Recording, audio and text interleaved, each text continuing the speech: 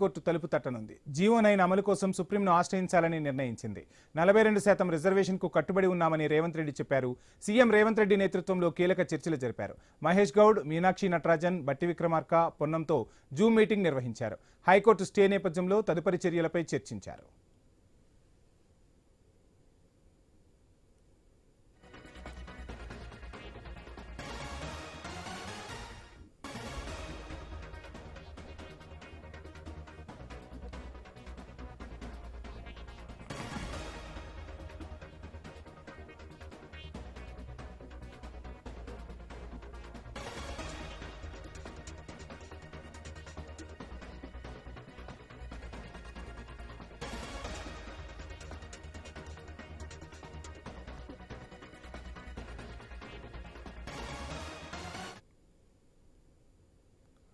BC రిజర్వేషన్లపై Telangana సర్కార్ supreme court తలుపు తట్టనుంది. GO 9 అమలు కోసం సుప్రీంను ఆశ్రయించాలని తెలంగాణ సర్కార్ నిర్ణయించింది.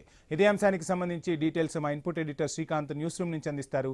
Srikanth, good afternoon. మొత్తంగా చూస్తున్నాం 42% రిజర్వేషన్కు కట్టుబడి ఉన్నామని రేవంత్ రెడ్డి చెప్తున్నారు. ఇదే నేపథ్యంలో కాంగ్రెస్ సర్కార్ సుప్రీంకోర్టు తలుపు తట్టనుంది. డీటెయిల్స్ ఏంటి? సో మొత్తానికి రాష్ట్ర హైకోర్టు రిజెక్ట్ చేసిన తర్వాత అనుకున్నట్టుగానే ఊహించినట్టుగానే సుప్రీంకోర్టుకు వెళ్తారని గతంలో అనుకున్నాం. ఎందుకంటే ప్రభుత్వం దగ్గర వేరే ఆప్షన్ లేదు, సుప్రీంకోర్టుకు వెళ్తాం. సో మా పాత్ర మేము పోషించాం, మేము జాతీయ స్థాయిలో మేము కొట్లాడాం, సుప్రీంకోర్టు వరకు కూడా వెళ్ళాం. సో రిజర్వేషన్ సంబంధించి కేంద్ర ప్రభుత్వం నిర్ణయం తీసుకోవాలి, కేంద్రం తప్పిదాం అని చెప్పేసి సో ఆ జోనర్లో తీసుకొచ్చేటువంటి ప్రయత్నం జరుగుతుందని తెలుసు. బట్ ఈ 49 జీవో ప్రకారం మాత్రం రిజర్వేషన్లు రావు అన్నది మొదటి నుంచి మనం చెప్తూనే ఉన్నాం. ఐన్యూస్ డిబేట్లలో కూడా చాలా సందర్భాల్లో చెప్పడం జరిగింది. సో వీటితో వర్గీకరణలు చేయొచ్చు జీవోలతో తప్ప పూర్తి స్థాయి రిజర్వేషన్ స్థానిక సంస్థల్లో తీసుకొచ్చేటువంటి పరిస్థితులు లేవు. బిల్లు బలహీనంగా ఉంది, జీవో అమెండ్మెంట్ అవ్వలేదు, పార్లమెంటరీకి విరుద్ధంగా ఉంది, చట్ట విరుద్ధంగా ఉంది, రాజ్యాంగ విరుద్ధంగా ఉంది.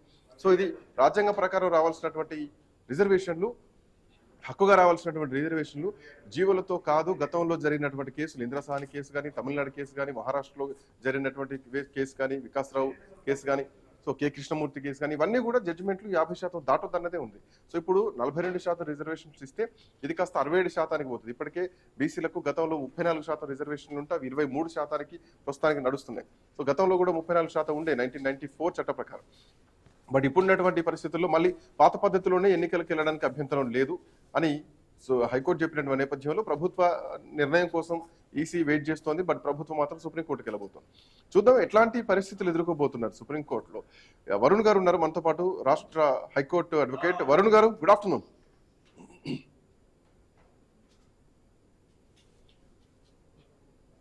I think some network issue ఉన్నట్టుంది. సో ఏదేమైనా కానీ చాలా సందర్భాల్లో ఈవెన్ మొన్న హైకోర్టు స్టే ఇచ్చినటువంటి టైంలో కూడా ఇవే చర్చలు జరిగాయి. నెక్స్ట్ ఇప్పటికే ఆర్ కృష్ణయ్య బంద్ కూడా పిలుపునిచ్చారు. ఇంకో 2 రోజుల తర్వాత బంద్ కూడా తెలంగాణలో జరగబోతుంది. అయితే రాజకీయ పార్టీలు పూర్తి స్థాయి మద్దతు ఇస్తారా అన్నది కూడా ఇక్కడ కొంత అనుమానమే, ఎంతవరకు బంద్ సక్సెస్ అవుతుంది అన్నది. సో హైకోర్టులో జీవో నెంబర్ 9 కొట్టివేయబడ్డ తర్వాత ఎలక్షన్ కమిషన్ ఎన్నికలకైతే సిద్ధంగానే ఉంది, ప్రభుత్వ నిర్ణయం కోసం చూస్తోంది. సో పాత పద్ధతిలో ఎన్నికలు జరగాలి అంటే గతంలో కేసీఆర్ హయాంలో ఏదైతే 23% తోటి అంటే 2018 పంచాయతీరాజ్ చట్ట సవరణ ప్రకారం ఎన్నికలు జరిగాయో ఇప్పుడు కూడా మళ్ళీ అదే పద్ధతిలో ఎన్నికలకు వెళ్ళడానికి అభ్యంతరం ఏమీ లేదు అని కోర్టు చెప్పింది. సో ఇప్పుడు ఈసీ ఎట్లా వెళ్తుందన్నది చూడాలి. ప్రభుత్వం మాత్రం లేదు, 42% రిజర్వేషన్ మేము కామారెడ్డి డిక్లరేషన్లో భాగంగా హామీ ఇచ్చాం, వాటితోనే ఎన్నికలకు వెళ్తామని చెప్పేసి ఇప్పటికే ప్రభుత్వ పెద్దలు చెప్తున్నారు. అధికారికంగా కూడా అదే మాట చెప్తున్నారు. సుప్రీంకోర్టులో కొట్లాడితే ఇది 5 రోజుల్లోనో 10 రోజుల్లోనో అయ్యేటువంటి పని కాదు, ఇది కొన్ని ప్రభుత్వాలే మారాల్సినటువంటి పరిస్థితి. సో ఇది ఒక లాంగ్ టర్మ్. ఈ ప్రభుత్వం ఎంతవరకు కొట్లాడుతుంది, ఎంత నిజాయితీగా ఎంత చిత్తశుద్ధితో కొట్లాడుతుంది, వచ్చే ప్రభుత్వం దాన్ని పట్టించుకుంటుందా అన్నది కూడా అంశం. ఎందుకంటే మొన్న మహేష్ కుమార్ గౌడ్ కూడా అన్నారు, ఆ రోజు కేసీఆర్ 34% రద్దు చేసి 23%కి వెళ్తే వీళ్ళు సుప్రీంకోర్టులో కనీసం ఫైట్ కూడా చేయలేదు, జాతీయ స్థాయిలో ప్రెజర్ తీసుకురావాలి, కానీ కాంగ్రెస్ పార్టీ ఇప్పుడు చేస్తుందా పని అన్నారు. అంటే ఇది ఒక లాంగ్ టర్మ్ ప్రాసెస్ లాగా వెళ్తుంది అని చెప్పడంలో ఎట్లాంటి సందేహం అయితే లేదు. సో బీసీలకు అంటే నిజానికి 73 ఆర్టికల్ 74 రాజ్యాంగ సవరణలో బీసీలకు రిజర్వేషన్లు కల్పించాలి అన్నది ప్రధానమైనటువంటి అంశం. అయితే ఇందులో ప్రధానంగా ఆల్రెడీ ఎస్సీ ఎస్టీలకు రిజర్వేషన్స్ ఉన్నాయి.